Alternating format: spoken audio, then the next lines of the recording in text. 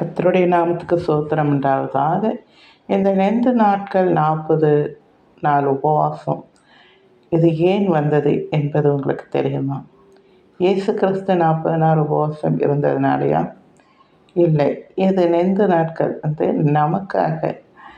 இயேசு கிறிஸ்து நமக்காக சிலுவையை சுமந்து இரத்த சிந்தி தன் ஜீவனை விட்ட அந்த தேவனை நாம் இந்த நேரத்தில் நம்முடைய பாவங்களுக்காக ஆண்டவர் மரித்தது நிமித்தம் நம்முடைய பாவங்களை உணர்ந்து நாம் உபவாசத்தோடு நாம் என்ன செய்யணுமா?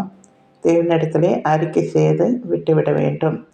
நினைவு ஜனங்களை தேவன் அழிக்கிறேன் என்று சொல்லும்போது நினைவு ஜனங்கள் எல்லாம் ரெட்டெடுத்து சாம்பலில் உட்கார்ந்து உபவாசம் இருந்தார்கள்.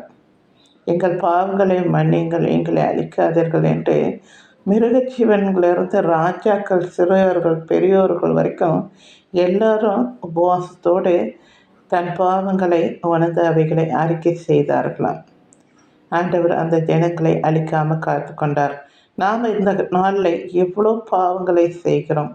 கண்ணினாலும், கைகளினாலும், கால்களினாலும், சிந்தனையினாலும் யோசித்து பாருங்கள், நாம் எவ்வளோ பெரிய பாவிகள்.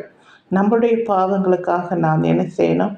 உபவாசத்தோடு அடுத்து நாம் இந்த நாளில் மன்னிப்பு கேட்க வேண்டும். அவருடைய இரத்தத்தினாலே நாம் கழுவப்பட வேண்டும். எப்படி இலை உதிரும் காலை வருகிறது அல்லவா, அது உதிர்ந்து புது இலை உருவாகிறது போல நாம் என்ன செய்யணுமா? பழைய பாவங்களை நாம் அழித்து, அதாவது பழைய மனுஷனை தரித்து கிறிஸ்துவுக்குள் புது மனுஷனாய் நாம் பிறக்க வேண்டும்.